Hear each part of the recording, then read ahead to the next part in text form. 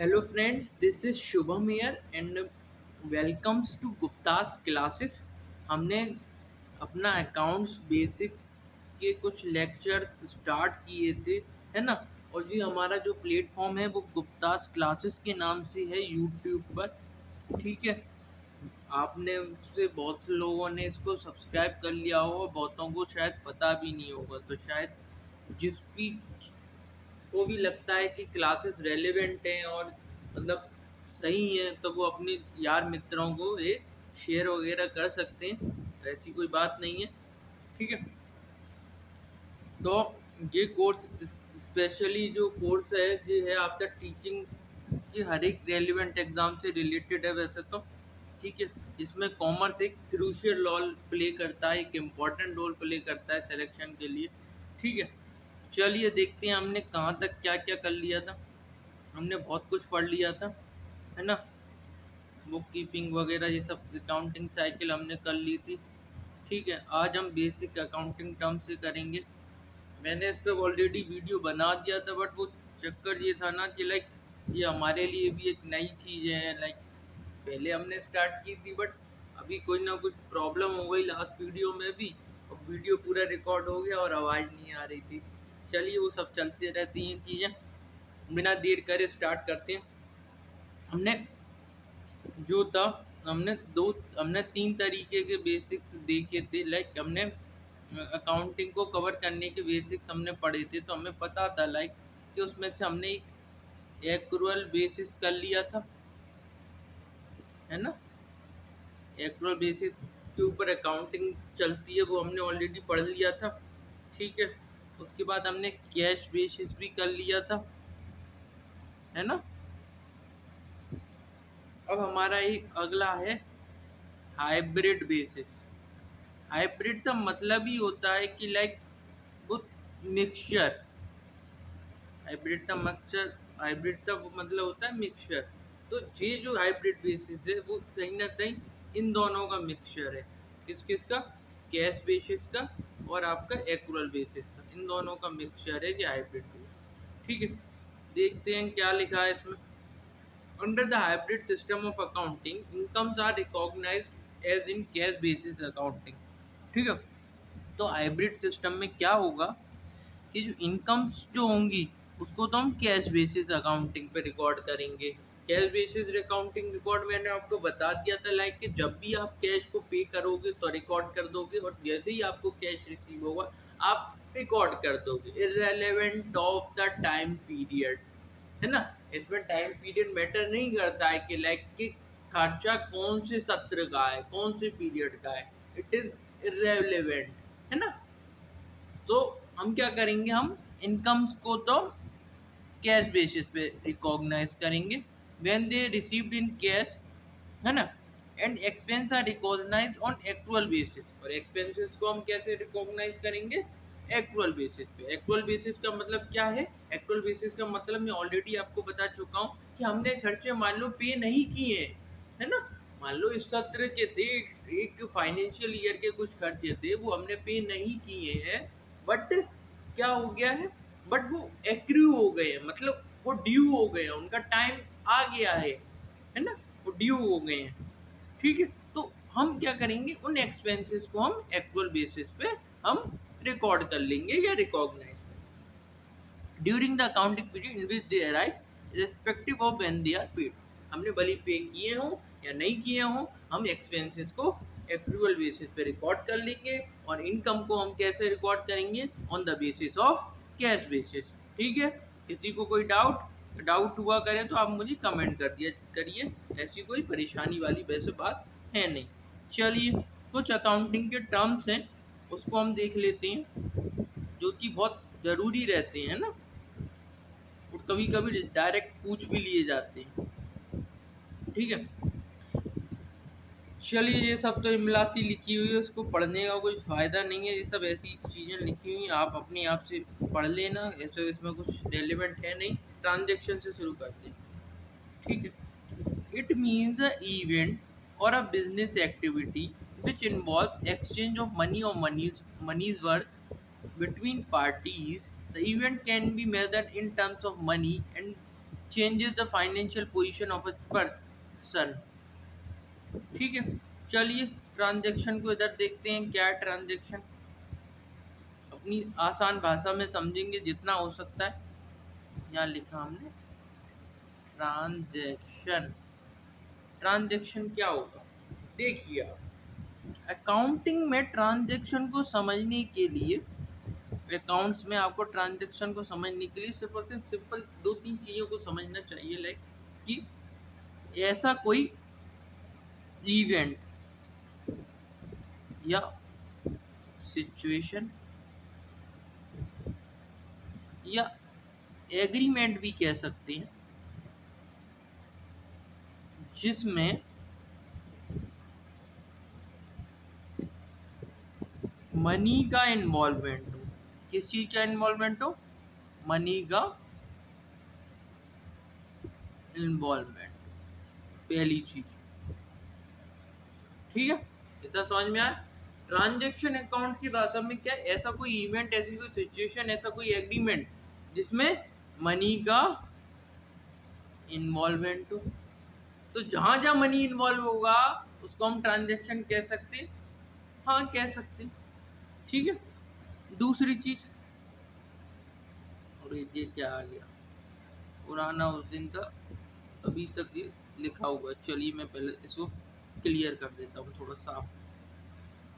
ठीक है, उस दिन मैंने ये कुछ चीज़ें समझाई थी तो इसी पे रह गई। हाँ, दूसरी बात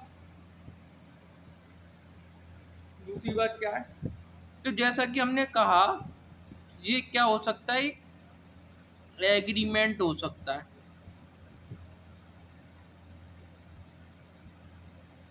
तो साहब जब एग्रीमेंट होगा तो एग्रीमेंट के लिए हमको कोई ना कोई पार्टीज चाहिए होंगी, है ना। और एग्रीमेंट सिर्फ एक पार्टी पे तो होता नहीं है, लाइक एक जने से एग्रीमेंट थोड़ी ना बनता है। एग्रीमेंट बनाने के लिए आपको क्या चाहिए, दो पार्टी चाहिए कम से कम, at least two party should be there, है ना। उन्हीं के बीच में तो आपस में एग्रीमेंट होगा, है ना। उन्हीं के बीच में आपस में क्या होगा, एग्रीमेंट होगा। और वो एग्रीमेंट क्या होगा, फॉर एक्सचेंज ऑफ समथिंग। ठीक है, फॉर एक्सचेंज ऑफ समथिंग। अब हमने कहा कि ये एक्सचेंज की के बेसिस पे होगा, दो पार्टी कुछ ना कुछ एक्सचेंज करेंगी आपस में, उनका एग्रीमेंट होगा और उनके बीच में जो एक्सचेंज हो रहा है तो हम क्या उसको ट्रांजैक्शन बोल सकते हैं, सिंपली नो। अब मैं नो क्यों बोल रहा हूँ कि यहाँ पे सिर्फ एक्सचेंज से मतलब नहीं है, एक्सचेंज तो आपका बार्टर सिस्टम में भी होता है। एक हाथ दे दूसरे हाथ ले, होता है नहीं होता है। अपने दिमाग पे गौर करिए, बार्टर सिस्टम में क्या होता था, लाइक कि किसी के पास गेहूं है, वीट, और किसी के पास चावल है, राइस। तो इसने इसको 1 किलो गेहूं दे दिया, इसने इसको 1 किलो चावल दे दिया, दोनों खुश, दोनों अपना सेटिस्फेक्शन पूरा कर रहे थे। यही तो था बार्टर सिस्टम। तो बार्टर सिस्टम में क्या था, सिंपली क्या था, एक्सचेंज ऑफ थिंग्स था, एक्सचेंज ऑफ गुड्स था। वहां पे मनीज वर्थ नहीं थी ना। तो हम ये कह सकते हैं कि ट्रांजैक्शन तभी माना जाएगा जब एक्सचेंज ऑफ थिंग्स तो है बट वहां पे क्या है, मनी का इन्वॉल्वमेंट है। अब मनी का इन्वॉल्वमेंट कैसे, मतलब लाइक कि एक एग्जांपल देखते हैं, ए परचेज, ए लिमिटेड कर लेते हैं, चलिए इसको, A limited purchase goods worth ₹5,000 from B limited. A ने क्या किया, बी लिमिटेड से ए ने बी लिमिटेड से क्या ले लिया, गुड्स ले लिया। ठीक है, तो क्या इन दोनों के बीच में, क्या इन दोनों के बीच में एक्सचेंज है, यस, इन दोनों के बीच में एक्सचेंज है। पूछो कैसे? इस तरीके से कि ए लिमिटेड के पास क्या आ गए, ए लिमिटेड के पास आ गए गुड्स, और बी लिमिटेड के पास क्या आ गए, 5,000 रुपये, है ना। अब सवाल होता है कि क्या ये ट्रांजैक्शन ऑन द स्पॉट होगा? लाइक जो एक्सचेंज होगा वो बाइलेटरल तो होगा। बाइलेटरल का मतलब होता है कि both parties will will agree to perform their obligation. Both parties will perform their obligation in the मतलब अपनी जो भी उसकी जिम्मेदारी है, लाइक ऑब्लिगेशन मतलब कि ऑब्लिगेशन को हम कहेंगे कि उसकी जो भी देनदारी है वो दोनों पार्टीज फॉर्म करेंगी, है ना। ट्रांजैक्शन कैसा होगा, ये बाइलेटरल होगा, ठीक है। अरे यार साफ नहीं किया है, और ये इतना सारा उस दिन का ही लिखा हुआ है, ठीक है। चलिए, तो मैम काम पे थे, हाँ।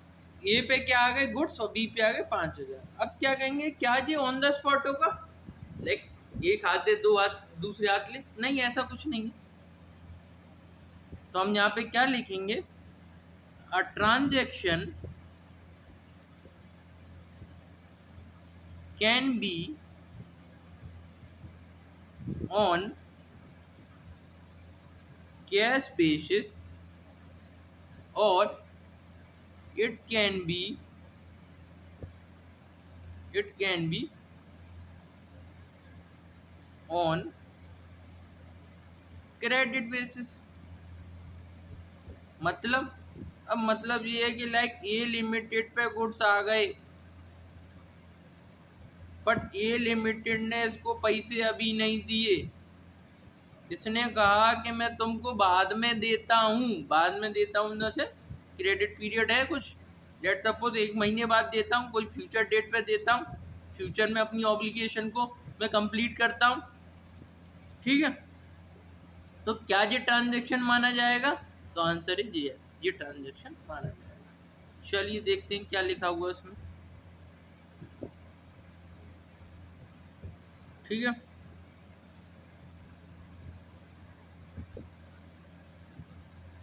इधर तक हो गया था, हमने पढ़ लिया। ये कोई इवेंट हो सकता है, बिजनेस एक्टिविटी हो सकती है, जिसमें एक्सचेंज ऑफ मनी या मनीज वर्थ इन्वॉल्व होता है, किसके किसके बीच में, पार्टीज के बीच में। The event can be measure in terms of money and changes the financial position of a person. मतलब क्या है कि जब चीज़ें बदलेंगी, लाइक हम किसी से कुछ सामान लेंगे, कुछ सामान देंगे, तो अपनी आपस में चीज़ें फाइनेंशियल पोजीशन बदलेंगी ना। तो इसमें एग्जांपल दे रखा है, purchase of goods would involve receiving material and making payment, ठीक है। जैसा मैंने एग्जांपल दिया था वही दे रखा है यहाँ पे कि गुड्स का परचेज हुआ, तो मटेरियल तो रिसीव हो गया और पेमेंट का भुगतान हो गया। या फिर कोई ऑब्लिगेशन क्रिएट हो गई। ऑब्लिगेशन कैसे क्रिएट होगी कि अगर वो मान लो तुरंत की तुरंत पेमेंट नहीं कर रहा, बोल रहा है कि मैं फ्यूचर डेट पे पेमेंट करूंगा, तो उस टाइम पे क्या होगी, एक ऑब्लिगेशन क्रिएट हो जाएगी ए लिमिटेड के पास, और उसको वो उसकी जो जिम्मेदारी है कि वो अपनी ऑब्लिगेशन को किसी फ्यूचर डेट पे मतलब लाइक पेमेंट करके अपनी ऑब्लिगेशन को कंप्लीट करे। To pay the supplier at a future date. Transaction could be a cash transaction, जैसा मैंने बताया था, या क्रेडिट ट्रांजेक्शन भी हो सकता है। When the party settle the transaction immediately, जब भाई ए लिमिटेड तुरंत ही तुरंत मान लो पैसे दे देता, तो वो कैसा ट्रांजेक्शन हो जाता, कैश ट्रांजेक्शन हो जाता, ठीक है। और वहीं वो क्रेडिट ट्रांजेक्शन में क्या है कि पेमेंट का सेटलमेंट क्या करेगा, किसी फ्यूचर डेट पर करेगा, जैसा कि एग्रीमेंट हुआ है पार्टी के बीच में। जैसे बी लिमिट कह रहा है, मान बी लिमिटेड कह रहा है, मान लो कि क्या कह रहा है, बी लिमिटेड कह रहा है मान लो कि भाई मेरे को 2 महीने बाद पेमेंट चाहिए, तो 2 महीने दोनों के बीच में एग्रीमेंट है, ठीक है। चलिए अगला देखते हैं, गुड्स और सर्विसेज। गुड्स में क्या है, goods are tangible article commodity in which business deals. अब गुड्स को देख लेते हैं। दीज आर्टिकल और कमोडिटी आर आइदर बॉट और सोल्ड और प्रोड्यूस एंड सोल्ड। कहने का मतलब ये, इसे एक बार देख लेते हैं, गुड्स को भी देख लेते हैं। चलिए, बहुत ज़्यादा इस पे पुराना ही लिखा हुआ है, पता नहीं क्या क्या। तो ये रफ करने में ही टाइम निकल गया पूरा मेरा, तो चीज़ें समझाने में, अरे बाप रे कितना लिखा हुआ है इस पे।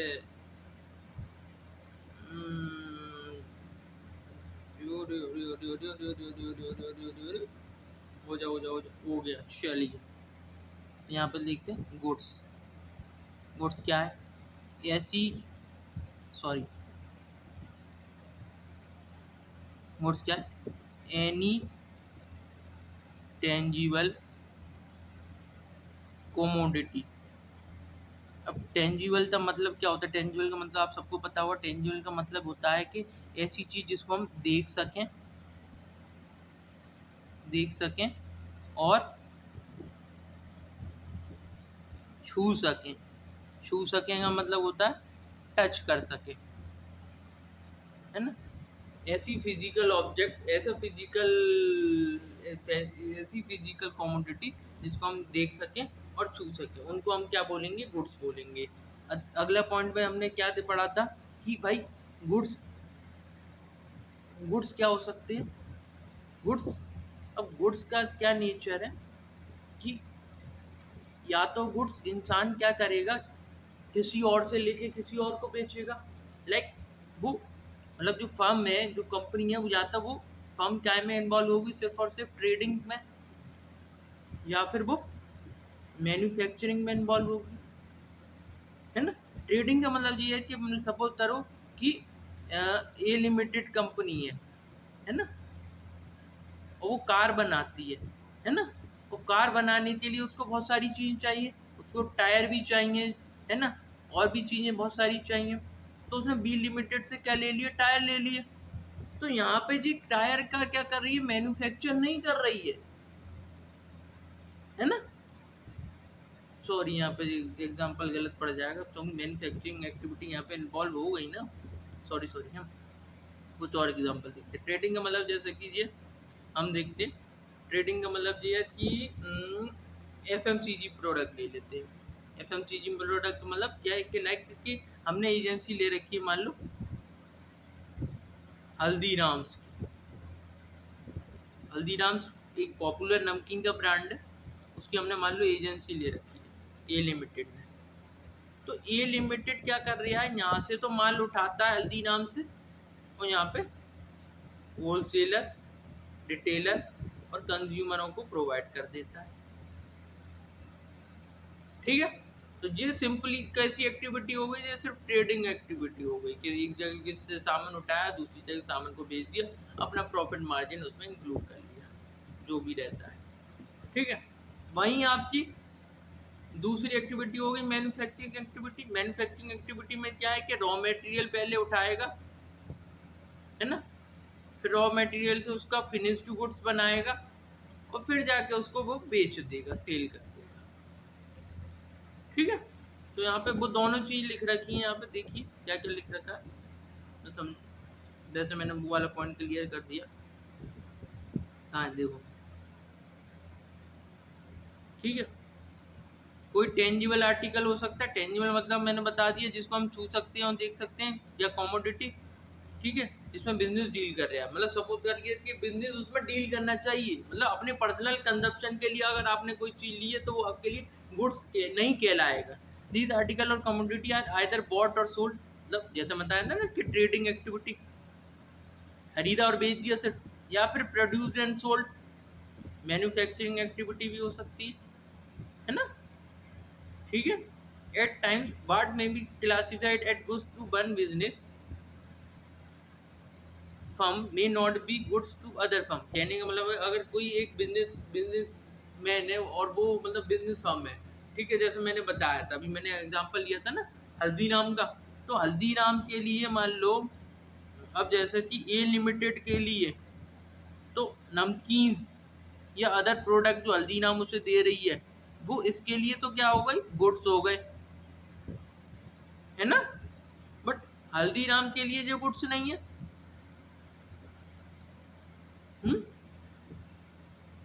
ठीक है, हल्दीराम के लिए क्या है? हल्दीराम क्योंकि मैन्युफैक्चरिंग एक्टिविटी में इन्वॉल्व है, तो उसके लिए जो भी चीज़ें जिससे भी ये नमकीन बनती है लाइक बेसन वगैरह, वो उसके लिए गुड्स हो गए। ठीक है, ओके, समझ में आया?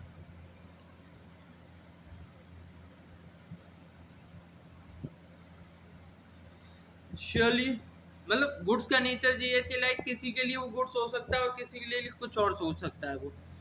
ठीक है, इधर एक एग्जांपल दे रखा है, ये मशीन मैन्युफैक्चरिंग कंपनी, मतलब वो मशीन बनाती है, तो उसके लिए जो मशीन हो जाएंगी वो हो जाएगी goods, as they are frequently made and sold. अरे सॉरी, मैंने गलत बोल दिया, हल्दीराम के लिए नमकीन भी गुड्स ही होगी, है ना, और वो बेसन वगैरह भी गुड्स ही होंगे, सॉरी, हाँ, ठीक है। तो मशीन क्या है, मशीन भी गुड्स हो जाएंगी, क्योंकि क्या कर रहा है, वो मशीन को बेच रहा है, उसने खुद के यूज के लिए नहीं ली, मतलब मशीन बना रहा है, but for buying firm, but जिसको भी उस मशीन की जरूरत है दूसरी फर्मों को, उसके लिए वो गुड्स नहीं होगा।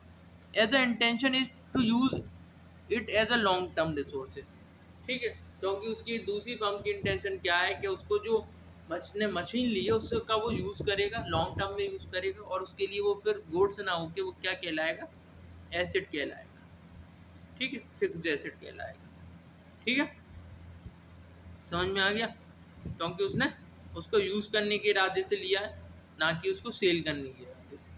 वहीं सर्विसेज देख लेते हैं, सर्विसेज कैसी होती है, इंटेंजिबल होती हैं। अब इंटेंजिबल कैसे है, मैं जो टीचिंग सर्विसेज आपको दे रहा हूँ वो भी एक इंटेंजिबल है, क्या आप उसको देख सकते हो, छू सकते हो, नहीं देख सकते, नहीं छू सकते, तो सर्विस कैसी है, इंटेंजिबल होगी, ठीक है, जिसका मकसद होता है with the object of earning profit और नॉट विद, और मतलब उसमें ऑब्जेक्ट क्या हो सकता है, लाइक मतलब जो भी आपको सर्विसेज दे रहा है उसमें प्रॉफिट मेकिंग मोटिव भी हो सकता है, और non non profit making motive भी हो सकता है, मतलब कि जरूरी नहीं है कि प्रॉफिट कमाने के लिए ही सर्विसेज दी जाए, बिना प्रॉफिट के इरादे से भी सर्विसेज दी जा सकती हैं। चलिए अगला, अगला देखते हैं, अगला देखते हैं, प्रॉफिट, प्रॉफिट है the excess of revenue income over expenses is called profit, it could be calculated for each transaction or for a business as a whole। अब प्रॉफिट तो आप सबको ही पता होगा कि प्रॉफिट क्या होता है भाई, फायदा तो सबको पता है ना, नुकसान के बारे में भले इंसान जानता हो नहीं जानता हो, अपना फायदा हमेशा उसको पता रहता है कि किस में उसका फायदा। तो यहाँ पे ये कह रहा है द एक्सेस ऑफ रेवेन्यू। अब रेवेन्यू यहाँ पे क्या है, रेवेन्यू यहाँ पर एक तरीके से हम कह सकते हैं, रेवेन्यू यहाँ पे हमारी क्या हो गई, सेल मान सकते हैं यहाँ पे, सेल, है ना, ठीक है, इसमें हम सेल मान सकते हैं जिसमें और कोई कॉस्ट इन्वॉल्व ना हो, लाइक और कोई मैन्युफैक्चरिंग कॉस्ट इन्वॉल्व ना हो, ठीक है, सिर्फ गुड्स से रिलेटेड डायरेक्ट कॉस्ट इन्वॉल्व हो, इनडायरेक्ट कॉस्ट इन्वॉल्व ना हो, मेरा मतलब ये। तो जब रेवेन्यू किससे ज़्यादा होगा आपका, रेवेन्यू इनकम अगर एक्सपेंस से ज़्यादा हो जाएगी तो क्या हो जाएगा, प्रॉफिट हो जाएगा, सिंपल सा है। लॉस, लॉस के केस में क्या है, जब एक्सपेंस ज़्यादा हो जाएंगे इनकम से तो वो लॉस हो जाएगा, ये किसी एक ट्रांजेक्शन पे भी हो देख सकते हैं, और पूरा की पूरा ओल्ड ट्रांजेक्शन वो मिला के भी देख सकते हैं, ठीक है, इसमें कोई डाउट होना नहीं चाहिए, बहुत ईजी सी चीज़ें हैं। चलिए आगे देखते हैं, एसेट, एसेट के बारे में पढ़ते हैं। Asset is a resource owned by the business with the purpose of using it for generating future profit. भाई एसेट बिजनेस क्यों यूज लेता है, मतलब लाइक, है ना, किसी ने कोई, मतलब लाइक हम कह रहे हैं कि किसी ने कोई स्टार्ट किया अपना बिजनेस, ठीक, तो बिजनेस में वो बहुत सारी चीज़ें लगाता है, मान लो कोई ऑफिस ही है, मान लो, है ना, ठीक है, तो अब जैसे हम सपोज करते हैं यहाँ पे हम लेते हैं, हम लेते हैं बिजनेस में हम ले लेते हैं लाइक कुछ छोटा मोटा ही ले लेते हैं, लाइक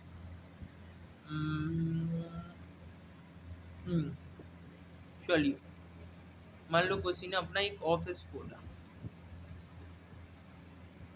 ऑफिस खोला, चलिए सीए का एग्जांपल लेते हैं, सीए मतलब चार्टेड अकाउंटेंट, ठीक है, तो सीए ने क्या ले लिया, सीए ने पहले तो ले ली COP. What is COP, COP certificate of practice, मतलब सीए एज अ सीए जब सीए बनते हैं तो आपके पास दो ऑप्शन होते हैं, या तो आप नौकरी करो या फिर आप प्रैक्टिस करो। तो प्रैक्टिस करने के लिए आपको सीओपी लेना पड़ता है। तो सीओपी लेने के बाद क्या करता है, सीए अपना ऑफिस खुद का खोल सकता है प्रैक्टिस करने के लिए, ठीक है, टैक्स और ऑडिट की प्रैक्टिस करने के लिए, ठीक। तो एक सीए ने मान लो अपना एक ऑफिस खोला, नया नया सीए बना था, ऑफिस खोला, तो भाई एक बताओ उसने क्या ली, पहले तो एक शॉप ली, ठीक है। और शॉप लेने के बाद उसमें क्या लगवाया उन्होंने, बढ़िया सा फर्नीचर लगवाया, गिलास वाला, है ना, ठीक है। ये फर्नीचर हो गया।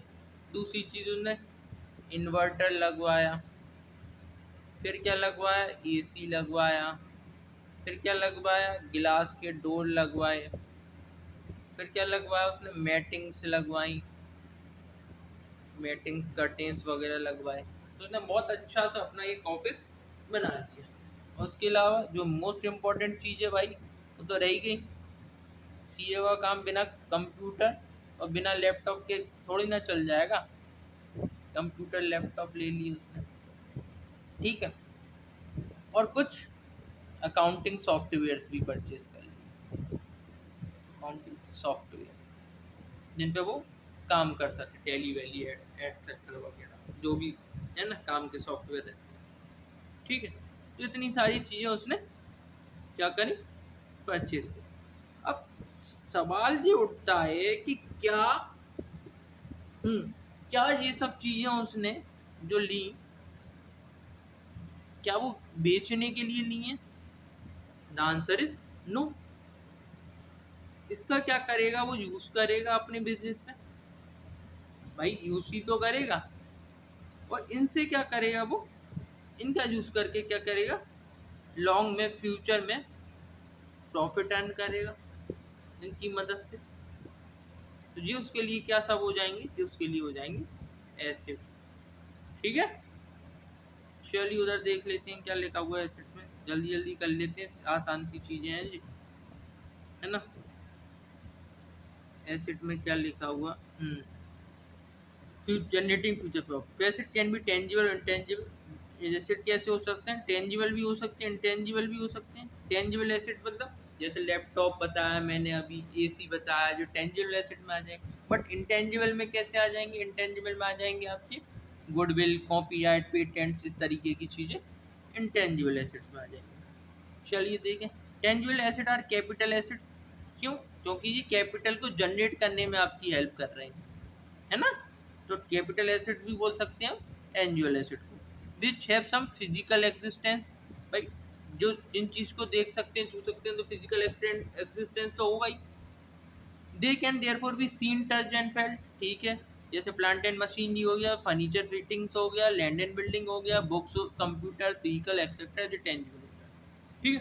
That capital asset which have no physical existence, ऐसे एसेट जिनको हम छू नहीं सकते, देख नहीं सकते, टच नहीं कर सकते, फील नहीं कर सकते, तो वो एसेट क्या हो जाएंगे आपके, इंटेंजिबल हो जाएंगे, ठीक है। उस value is limited by the right and anticipated benefit that possession confers upon the owner are known as intangible asset. कहने का मतलब है कि उनको जो यूज करने के लिए आपको क्या लेना पड़ेगा, ओनर से राइट लेना पड़ेगा, है ना। और उसका जो बेनिफिट है वो सिर्फ और सिर्फ किसके पास है, उसका जो बेनिफिट जो उठा सकता है वो कौन उठाता है, उठा सकता है सिर्फ और सिर्फ owner.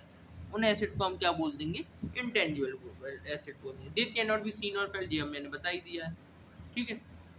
They help to generate revenue in future, ये तो पता ही है, दोनों ही करेंगे हेल्प तो रेवेन्यू जनरेशन में। तो इसमें क्या जाएगा, goodwill, patent, trademark, copyright, brand equity, design, intellectual property rights, तो ये सब चीज़ें आ जाएंगी। आप कॉमर्स के स्टूडेंट हो तो इन सब चीज़ों के बारे में पहले से ही बहुत कुछ जानते होंगे, ठीक है। अब एसेट को हमने दो भागों में और बांट दिया, एक हो गया current asset, non current assets, ठीक है। An asset shall be classified at current asset if it satisfy any of the following, अगर वो इन सब में से कोई भी कंडीशन को सेटिस्फाई कर देगा तो वो क्या हो जाएगा, करेंट एसेट हो जाएगा। It is expected to be realized in or intended for sale or consumption in the company normal operating cycle. भाई नॉर्मल ऑपरेटिंग साइकिल क्या होती है? ऑपरेटिंग साइकिल का मतलब ये होता है लाइक कि मैं बताता हूँ लाइक ऑपरेटिंग साइकिल का मैं इधर बता देता हूँ, बहुत छोटा सा मतलब बता देता हूँ। देखो इधर बता देता, एक फाइनेंशियल ईयर में, ठीक है, कंपनी की जो ऑपरेटिंग साइकिल होती है लाइक वो कैसे घूमती है, वैसे घूमती है लाइक कि चलो सपोज करो मैन्युफैक्चरिंग कंपनी है, मैन्युफैक्चरिंग कंपनी हम बोलते हैं, सबसे पहले हम बोलेंगे चलो हल्दीराम ही है, ठीक है, क्या हल्दीराम लिमिटेड, ठीक है। अब हल्दीराम्स लिमिटेड सबसे पहले मैन्युफैक्चरिंग करेगी, तो सपोज करो वो नमकीन बनाती है, सपोज क्या करो बनाती ही है ना। तो उसने सबसे पहले क्या किया लाइक सबसे पहले उसने रॉ मटेरियल लिया होगा किसी ना किसी से। रॉ मटेरियल में क्या आ जाएगा, बेसन, मैदा, है ना, बेसन, मैदा और सूजी, आटा, ये सब चीज़ें उसके रॉ मटेरियल में होंगी, प्लस मसाले वगैरह जो मिलाने के लिए होते हैं, प्लस ऑयल, है ना, नमकीन बनाने के लिए जो भी होगा या और भी चीज़ें बनाने के लिए। तो ये सब क्या है, उसकी रॉ मटेरियल, ठीक। रॉ मटेरियल लिया, मशीन्स वगैरह उस पर थी। अब इसके बाद उसने क्या किया, कुछ इसमें क्या जोड़ेगा वो, लेबर जोड़ेगा, लाइक लेबर के एक्सपेंस जोड़ेगा, जोड़ देगा। कुछ डायरेक्ट एक्सपेंस होंगे जो इन सब सामान तो उसकी जो भी प्रेमाइसेस है जहाँ पे भी वो ये सब चीज़ें बनाता है वहाँ तक लाने में लगे होंगे, ठीक है। फिर कुछ इनडायरेक्ट एक्सपेंसेस होंगे, indirect expenses like selling and distribution के एक्सपेंसेस होंगे। सेलिंग एंड डिस्ट्रीब्यूशन के एक्सपेंस मतलब उनको पैकिंग वैकिंग करना, है ना, अच्छी सी डिजाइन के उसके जो पैकिंग है उसमें कर करू के, मतलब अप्रोप्रिएट स्टोरेज के हिसाब से, लाइक 1 किलो का पैकेट या आधी किलो का पैकेट या 2 किलो का पैकेट, जैसे भी चाहिए वो देता है, लाइक 5 वाले, 10 वाले, 50 वाले, है ना, ये हो जाएगा, है ना। तो हम कहाँ से चले थे, हम यहाँ से चले थे कि सबसे पहले उसके पास क्या था, उसके पास कैश था, कैश मतलब पैसा, रोकड़ा, रोकड़े से उन्होंने रॉ मटेरियल परचेज किया। रॉ मटेरियल के बाद उन्होंने ये सब चीज़ें ताम झाम लगाया, और ताम झाम लगाने के बाद उसका क्या चाल तैयार हो गया, फिनिश गुड्स तैयार हो गया, है ना। अब जो फिनिश गुड को वो बेचेगा, सेल या तो कैश में सेल होगा या क्रेडिट में सेल होगा। कैश में सेल हो गया तो कैश आ गया हमारे पास, मतलब हल्दीराम के पास। क्रेडिट में सेल होगा तो ये क्या बन जाएगा, यहाँ पे उसका डेटर बन जाएगा, जो भी क्रेडिट पे ले जाएगा। फिर डेटर से फिर अगेन क्या आ जाएगा, कैश आ जाएगा, ठीक है। तो कहने का मतलब ये है कि हमने स्टार्ट कहाँ से किया था, अपना तामझाम हमने स्टार्ट किया था कैश से। कैश से वापस कैश आने में जो समय लग रहा है, ठीक है ना, ये है आपकी एक ऑपरेटिंग साइकिल, ठीक है, ये आपकी ऑपरेटिंग साइकिल, ठीक है। और इसमें जितना भी पैसा इन्वॉल्व है, मतलब लाइक एक्सपेंस वगैरह जो भी इसमें इन्वॉल्व है, या जितना भी हमने खर्चा किया है, उसको हम एक तरीके से कह सकते हैं वर्किंग कैपिटल, है ना, कह सकते हैं। उसको हम कह सकते हैं वर्किंग कैपिटल। ये बहुत एक मतलब बहुत बड़ा टॉपिक है, और जो आपका एफएम से रिलेटेड है, लाइक फाइनेंशियल मैनेजमेंट से, इसको एक बार करेंगे बाद में जब इसका टाइम आएगा। तो मैंने तो बस इस शॉर्ट में बता दिया है कि ऑपरेटिंग साइकिल क्या होती है, लाइक, है ना। तो जितने भी ऑपरेशंस हम कर रहे हैं, जहाँ से स्टार्ट किया है ना, और वापस वहीं पे आ जाना लगे, है ना, कैश टू कैश, तो ये हमारी क्या हो जाएगी, ऑपरेटिंग साइकिल्स हो जाएगी। एक बिजनेस में कितनी भी ऑपरेटिंग साइकिल हो सकती है, लाइक, है ना। चलिए, देखते हैं। हाँ चला गया। हाँ, जी हाँ। ठीक है। हम्म। तो कहाँ थे हम यहाँ पे थे। ठीक है। तो अब क्या है, कहने का मतलब करेंट एसेट का मतलब क्या है कि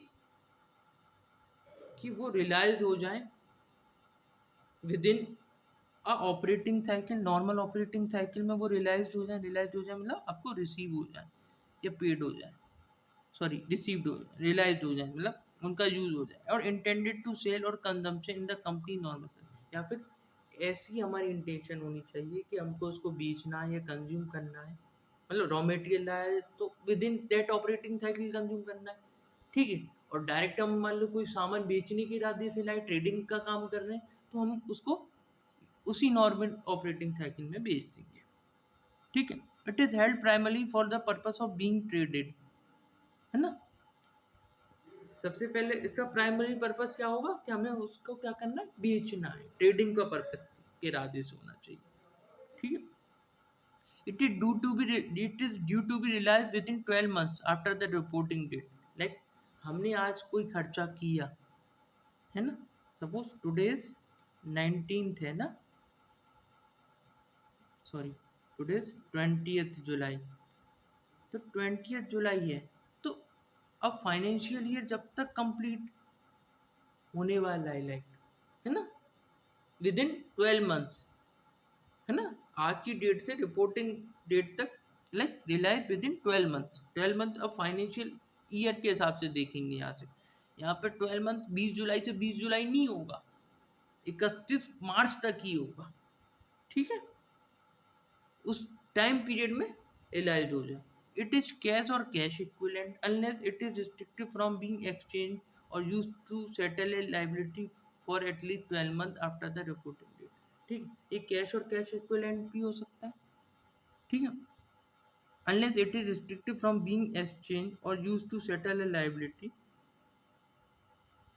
for at least 12 months after the reporting date। कहने का मतलब ये, और इसका जो यूज है, लाइक जो भी हमारे जो करेंट एसेट हैं वो किसके लिए होने चाहिए, कोई ना कोई लाइबिलिटी को पे ऑफ करने के लिए होनी चाहिए।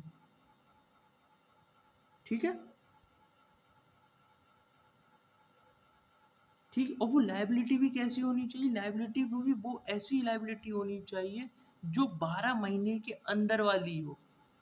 12 महीने के अंदर वाली लाइबिलिटी मतलब कोई शॉर्ट टर्म लाइबिलिटी का भुगतान करने के लिए हो सकता है करेंट एसेट का यूज। ठीक है। समझ में आया? आई होप आ गया होगा। चले आगे, नॉन करेंट एसेट को देखते हैं। ऑल अदर एसेट क्लासिफाइड है नॉन करेंट एसेट, मतलब अब करेंट एसेट को छोड़ के जितने भी एसेट होंगे वो कैसे हो जाएंगे, नॉन करेंट एसेट हो जाएंगे। ठीक है। Machinery help for long term use. अब नॉन करेंट एसेट वो एसेट होती है, लाइक हमने करेंट एसेट का यूज तो हमने देखा था विद इन 1 फाइनेंशियल ईयर या 1 ईयर के लिए जो यूज हो रहे थे, विद इन 12 मंथ्स के लिए जो हम यूज कर रहे थे, like for normal operating cycle के लिए जो एसेट यूज कर रहे थे उसको हम बोल रहे थे करेंट एसेट्स। ठीक है। बट नॉन करेंट एसेट ऐसी हैं जो हम मोर देन 12 मंथ्स के लिए यूज कर रहे हैं। ठीक है। और इन एसेट को जो हम यूज कर रहे हैं वो किसके लिए कर रहे हैं, for generating revenue, revenue generate करने के लिए जो हम यूज कर रहे हैं for more than 1 accounting period, तो हम उसको क्या बोलेंगे, हम उनको बोल देंगे नॉन करेंट एसेट्स। ठीक है। चले लाइबिलिटीज देख लेते हैं। लाइबिलिटी क्या है, ऑब्लिगेशन है। ऑब्लिगेशन मतलब आपकी एक तरीके से आपके ऊपर जिम्मेदारी आपकी, आप बाउंड हो, like you are legally bound to pay. ठीक है। It is an obligation of financial nature to settle at a future date, मतलब ऐसी ऑब्लिगेशन है जिसको आपको पे करना है, कब करना है, किसी फ्यूचर डेट पे। It represent amount of money that the business ओज टू द अदर पार्टीज। ये क्या है, ये अमाउंट ऑफ मनी है जो बिजनेस क्या करता है, ओ करता है, ओ का मतलब बिजनेस को देना है, किसको? अदर पार्टीज को, है ना? ठीक है। When goods are brought on credit, अब कह रहा है, एक एग्जांपल दिया कि गुड्स हमने क्रेडिट पे लिया, the firm will create an obligation to pay to the supplier the prices of the good on an agreed future date. ठीक है। कहने वाला ये है कि सपोज करो कि यहाँ देखते हैं, ए लिमिटेड है, उन्होंने गुड्स लिए, बी लिमिटेड से परचेस किए इन्होंने। ठीक, तो बी लिमिट को अब इनको पैसा देना है, तो ये इनके लिए क्या बन जाएगा? क्रेडिटर बन जाएगा, और इसका जी भुगतान किसी फ्यूचर डेट पे कर देंगे। तब तक जी इनकी बैलेंस शीट में क्या शो होगा? क्रेडिटर शो होगा। ठीक है, यही लिखा हुआ है वहाँ पे। ठीक है। या फिर हमने कोई लोन लिया, लोन का केस रखा हुआ बैंक से, तो हमारी ऑब्लिगेशन है कि हम उसका इंटरेस्ट और प्रिंसिपल दोनों पे करें timely. Depending upon the period of holding, these obligations could be further classified into long term and non-current liabilities, है ना, और शॉर्ट टर्म और करेंट लाइबिलिटीज। तो कहने का मतलब ये कि लॉन्ग टर्म लाइबिलिटीज को हम क्या बोल सकते हैं? नॉन करेंट लाइबिलिटीज भी बोल सकते हैं, और शॉर्ट टर्म लाइबिलिटीज को करेंट लाइबिलिटीज बोल सकते हैं। तो कहने का मतलब मैं यहाँ पे सिंपली भाषा में बता देता हूँ। अरे कहाँ चला गया? यहाँ देखते हैं। चलिए, शॉर्ट टर्म लाइबिलिटी बहुत शॉर्ट में लिख दिया मैंने। शॉर्ट टर्म लाइबिलिटी STL का मतलब ऐसी ऑब्लिगेशंस जिनको बिजनेस फर्म को या बिजनेस एंटिटी को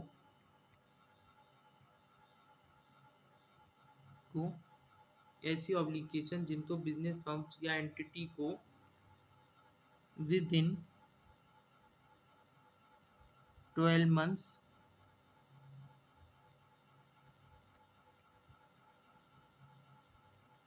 में पे करना है, वो क्या हो जाएंगे आपकी? शॉर्ट टर्म लाइबिलिटीज या फिर करेंट लाइबिलिटीज। ठीक है। दूसरी चीज देखते हैं, लॉन्ग टर्म लाइबिलिटीज या फिर नॉन करेंट लाइबिलिटीज। इसका मतलब क्या? ऐसी obligations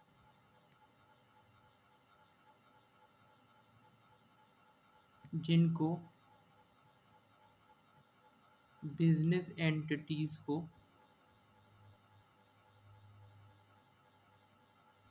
more than 1 accounting year या मोर देन 12 मंथ्स के लिए मैंने एम लिख दिया, में पे करना है। ठीक है। अब मेरे को नहीं लगता कोई डाउट होना चाहिए। ठीक है, एक एक पॉइंट को समझा देता हूँ। ठीक है, हो गया यहाँ पे। चलिए, करेंट लाइबिलिटीज देख लेते हैं क्या क्या लिखा है यहाँ पे, है ना। A liability shall be classified current liability when it satisfy any of the following. It is expected to be settle company normal operating cycle, मतलब एक ऑपरेटिंग साइकिल में वो ऑब्लिगेशन सेटल्ड होनी चाहिए, सेटल्ड हो जानी चाहिए, मतलब कि चुका देनी चाहिए with in 1 operating cycle. It is held primary for the purpose of being traded, मतलब जो भी हमने पैसे, जो भी हमने लाइक ऑब्लिगेशन ली है, वो ट्रेडिंग पर्पज से रिलेटेड होनी चाहिए, मतलब जो जिस भी बिजनेस में हम डील कर रहे हैं उस बिजनेस पर्पज से होनी चाहिए। ये नहीं है कि हमने मतलब लाइक कि हमने जो पैसा लिया है किसी से, वो हम बिजनेस में नहीं लगा के कुछ अपने पर्सनल यूज में ले रहे हैं, तो ऐसा नहीं चलेगा। It is due to be settle within 12 month after the reporting date, मतलब जब भी से भी आपकी लाइबिलिटी ऑकर हुई है उसके 12 मंथ के अंदर अंदर उसको पे हो जाना चाहिए, लाइक जैसा हमने एसेट्स में पढ़ा था। ठीक है। अगला देखते हैं, the company does not have an unconditional right to defer settlement of the liability for at least 12 months after the reporting date. ठीक है, कहने का मतलब ये है कि कंपनी के पास कोई अनकंडीशनल राइट नहीं है। ठीक है, कि मतलब वो कंपनी अपनी मर्जी से उसे 12 महीने से आगे नहीं ले जा सकती, लाइक, है ना, जब तक कि दूसरी पार्टी की सहमति ना हो। ठीक है, तो मतलब कहने का मतलब है कि लाइक कि जिसने भी उधार लिया है वो उसका सेटलमेंट 12 महीने के अंदर अंदर करेगा।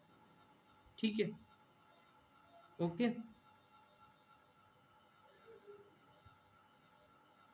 चलिए, नॉन करेंट लायबिलिटीज को देख लें।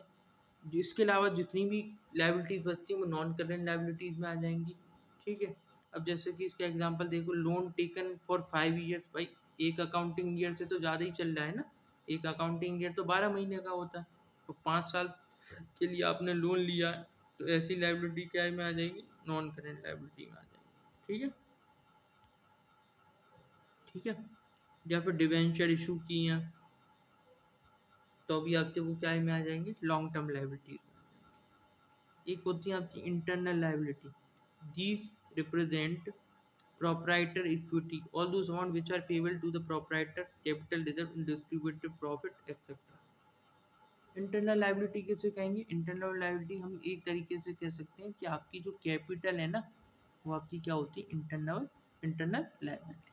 क्यों, क्योंकि देखिए अब एक कंपनी होती है ना, तो कंपनी में भाई एक जने का पैसा तो नहीं होता, बहुत सारे लोगों का पैसा होता है। ठीक है ना, शेयर्स की फॉर्म में, है ना। अब शेयर्स की फॉर्म में बहुत सारे लोगों का पैसा है, तो जी उसके लिए क्या हो गए, प्रोप्राइटर ही हो गए एक तरीके से, ये शेयर होल्डर ही हो गए। ठीक है, तो अब कंपनी क्या करेगी, अब कंपनी की ये ऑब्लिगेशन है कि इनको ये पैसा इनका वापस करे। ठीक है, तो जब भी कोई प्रॉफिट कमाएगी कंपनी, तो वो क्या करेगी, वो इसमें जोड़ देगी, कोई रिजर्व होंगे वो इसमें जोड़ देंगे, है ना, कोई अनडिस्ट्रीब्यूटेड प्रॉफिट होगा तो वो भी इसमें जोड़ देगा। क्यों, क्योंकि अल्टीमेटली ये पैसा तो है ही इन शेयर होल्डर्स का, और वो उनको वापस करना। ठीक है, तो जो भी कंपनी के मालिक हैं या कंपनी के शेयर होल्डर है या प्रोप्राइटर है ना, तो कंपनी की जो ऑब्लिगेशन है तो उसको वो पैसा वापस करे। तो इस चक्कर में जो भी लायबिलिटी बनती है कंपनी की, वो एक तरीके से हम कह सकते हैं इंटरनल लायबिलिटी। ठीक है जी, हमारा एक कंसेप्ट है, आपने पढ़ा होगा, लाइक कॉमर्स में, बिजनेस स्टडीज में पढ़ा होगा, एक कंसेप्ट है, बिजनेस एंटिटी कंसेप्ट। वो भी यही कहता है कि लाइक कि अगर कोई प्रोप्राइटर अपना पैसा लगा के कोई धंधा चालू कर रहा है ना, तो अब उसने उसने अपने धंधे में पैसा डाला, तो पैसा डालने का मतलब क्या है कि भाई वो कंपनी या वो उसकी जो फर्म है वो अलग हो गई प्रोप्राइटर से, है ना, और अब ये फर्म की जिम्मेदारी है कि वो उसका पैसा वापस करे। ठीक है, चले आगे। तो इंटरनल लायबिलिटी हम मेनली हम क्या कह सकते हैं, कैपिटल को कह सकते हैं। वर्किंग कैपिटल देखते हैं, in order to maintain the flow of revenue from operation every firms need certain amount of current asset. जैसा मैंने वर्किंग कैपिटल अभी थोड़ी देर पहले समझाया था ना ऑपरेटिंग साइकिल में, ये वही बात कर रहे हैं कि भाई देखो कि आपको कोई ना कोई ऑपरेशन तो करनी है। अब जैसे हल्दीराम को क्या ऑपरेशंस करनी है, भाई डे टू डे ऑपरेशंस करनी है। डे टू डे ऑपरेशंस का मतलब क्या है कि उसको रॉ मटेरियल चाहिए, भाई रोजाना की उसकी पता नहीं कितने की उसकी वो होगी प्रोडक्शन, लाखों करोड़ों टन का प्रोडक्शन होगा उसका, है ना। तो उसके लिए उसको क्या चाहिए, हम्म उसके लिए उसको चाहिए कैश चाहिए, उसके लिए उसको चाहिए कि उसका जो रेवेन्यू का फ्लो है बरकरार रहे। ठीक है, उसके लिए उसको करंट एसेट चाहिए। ठीक है, तो करंट एसेट में जैसे कि उसको क्या चाहिए, कैश चाहिए, ताकि वो या तो एक्सपेंसेस का भुगतान कर दे, या उसकी जो ऑब्लिगेशन है, जो भी उनने सर्विसेज ली है ना, चाहे लेबर सर्विसेज ली है, हलवाई वगैरह लगवा रखे हैं, उसके लिए क्या हो गई, लेबर ही तो हो गई, तो उनको देने के लिए उसको क्या चाहिए, पैसा चाहिए, या गुड्स जो भी परचेज करेंगे, है ना, उसको देने के लिए उसको पैसा चाहिए। ये अपने आप में क्या हो जाएगी, एक तरीके से वर्किंग कैपिटल हो जाएगी। ठीक है। On identical reason, inventories are required to provide the link between the production and sale. अब भाई इन्वेंट्रीज क्या है, प्रोडक्शन और सेल के बीच का एक लिंक ही तो है। कैसे, ऐसे है जैसे कि देखिए inventory I, inventory in the sense आपका रॉ मटेरियल आया, ठीक है, रॉ मटेरियल आया, आपने प्रोडक्शन कर लिया, प्रोडक्शन के बाद आपने सेल कर दिया, ठीक। अब मान लो रॉ मटेरियल ही नहीं आए, सपोज करो कि भाई सब पे लिमिटेड ही तो पैसा है। अब तो आप कहोगे कि भाई कि मैं अगर आपसे पूछूं कि भाई इंडिया का सबसे पावरफुल सबसे पैसे वाला इंसान कौन है, तो आप कहोगे मेरे से यूँ कहने लग जाओगे कि लाइक कि सर सबसे ज़्यादा पावरफुल सबसे ज़्यादा पैसे वाला इंसान है आपका अंबानी, है ना। अब अंबानी पे भी अगर पैसा है तो वो भी तो लिमिटेड ही है, आपके हिसाब से वो अनलिमिटेड है, क्योंकि आपके पास तो कुछ है ही नहीं ना, हमारे पास कुछ नहीं है, हमारे हिसाब से वो बहुत अनलिमिटेड है लाइक। बट अंबानी के हिसाब से देखा जाए तो उसके पास एक पैसा कहीं ना कहीं आ गया तो वो भी खत्म हो रहा होगा ना,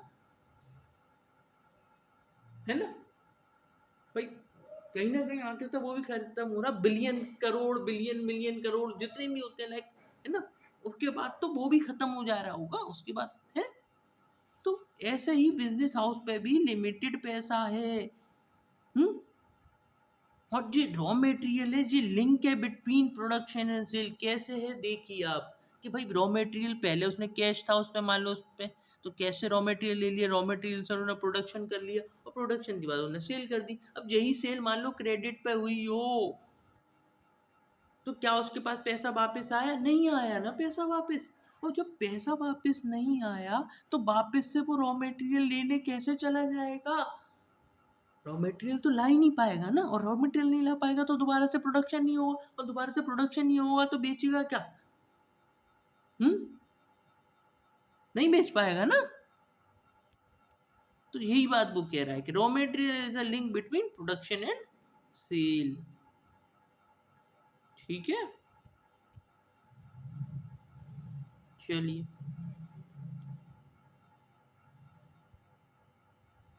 सिमिलरली अकाउंट रिसीवेबल क्या होते हैं, जैसे आपके अकाउंट रिसीवेबल होगा बीआर, बिल्स रिसीवेबल जो होते हैं ना, ये भी करंट एसेट्स ही होती है। Are generated when goods are sold on credit, सीधी सीधी बात है, आपने बिल्स ऑफ एक्सचेंज चैप्टर पढ़ा होगा तो उसमें देखा होगा कि अकाउंट रिसीवेबल देता है ना, मतलब जब कोई इंसान किसी को क्रेडिट पे गुड्स बेचता है तो उसको उसके बदले में एवज में क्या मिलते हैं, बीआर मिलते हैं, अकाउंट रिसीवेबल भी कहते हैं उनको, ठीक है। Cash bank debtor BR closing stock prepayment actor represent current asset of the firm, भाई ये करंट एसेट है पता है हमें। The whole of the current asset from form the working capital of a firm which is termed as gross working capital, भाई। तो इधर हम देख सकते हैं कि ग्रॉस वर्किंग कैपिटल, यहाँ पे हम क्या कह सकते हैं, हम यहाँ पे कह सकते हैं कि gross working capital equal to क्या है, gross working capital equal to total of current asset, जितने भी करंट एसेट्स हैं ना एक फर्म के पास, अगर उन सबको जोड़ दिया जाएगा तो हम उसको क्या बोल सकते हैं, हम उसको बोल सकते हैं ग्रॉस वर्किंग कैपिटल, ठीक है। इधर ही देख लेते हैं, पूरा पन्ना भरा हुआ है आज, है ना, सफाई करने जाऊंगा तो 2 मिनट लग जाएंगे। चलिए, ये यहाँ पे हमने हो गया तो, अब इसको हम ग्रॉस वर्किंग कैपिटल को हम ऐसे भी लिख सकते हैं भाई, long term internal liability, long term internal liability मतलब कैपिटल, ठीक है, प्लस लॉन्ग टर्म डेट मतलब आपकी लॉन्ग टर्म लायबिलिटी, है ना, ठीक है। और जो हुई करेंट लायबिलिटी मतलब शॉर्ट टर्म लायबिलिटी, या करेंट लायबिलिटी भी लिख लो। इसमें से हमने अगर माइनस कर दिया amount block in fixed asset, fixed asset मतलब ऐसे एसेट जिसको हम नॉन करेंट एसेट भी बोल रहे थे अभी जो हमने ऊपर पढ़ा था, अगर इसमें से इन सभी को जोड़ के इसमें से फिक्स्ड एसेट्स को माइनस कर देंगे तो हमको क्या मिल जाएगी, ग्रॉस वर्किंग कैपिटल मिल जाएगी या फिर करेंट एसेट मिल जाएंगे। ठीक है, तो gross working capital equal to current asset. ठीक है जी, इसका फॉर्मूला है। क्वेश्चन वगैरह बनते हैं इनसे, है ना, एक एक दो दो नंबर में ऐसे पूछ सकता है आपको। इन सब में से कोई चीज़ निकालने के लिए बोल देगा और कुछ फिगर्स दे देगा, इस फॉर्मूले में पुट करिए, आंसर निकालिए, बहुत इजी चीज़ें हैं। ठीक है, चलिए 1 घंटे के लगभग होने पे आया है, बाकी के देखते हैं इसमें कितना रह गया है। थोड़ा सा और रह गया है, इसके लिए थोड़ी शॉर्ट वीडियो एक और बना दूंगा मैं अभी थोड़ी देर में। ठीक है, मुझे अभी कहीं कुछ काम से और जाना है थोड़ा, तो माफ़ी चाहता हूँ, मैं इस वीडियो में भी इसको कंप्लीट नहीं कर पाऊँगा, बट मैं आज इसको पूरा कंप्लीट कर दूंगा आज, श्योर सर्टेन। इसके अलावा एक मतलब 2 वीडियो और अपलोड करूँगा मैं आज, इसके अलावा मतलब ये तो करूँगा, इसके अलावा प्लस 2 वीडियो और अपलोड करूँगा। एक तो इसमें जो जो रह गया वो वाला पार्ट, उसके बाद गैप वाला पार्ट। ठीक है, और अब कल से हम करेंगे एमसीक्यूज, इससे रिलेटेड जितने भी एमसीक्यूज अब तक आए हैं पेपर्स वगैरह हो, वो कल कर लेंगे। ठीक है, कोई डाउट हो तो मुझे कमेंट बॉक्स में लिख दीजिएगा, लाइक कर दीजिएगा अच्छा लगे लेक्चर, और सब्सक्राइब कर लीजिएगा, शेयर कर दीजिएगा अगर अच्छा लग रहा हो, और नहीं लग रहा हो तो कोई बात नहीं है, सब चीज़ें चलती रहनी चाहिए। कोई हमें ना पसंद करे ऐसा भी होना चाहिए ना, हम ऐसा तो है नहीं दुनिया में हमको सब पसंद करेंगे, सही है कि नहीं, कुछ ऐसी भी आलोचनाएं होनी चाहिए ना, वो ज़रूरी भी है। ठीक है, थैंक यू, चलिए मिलते हैं अगले लेक्चर में, बाय बाय, टेक केयर, ख्याल रखिए अपना, पढ़ते रहिए।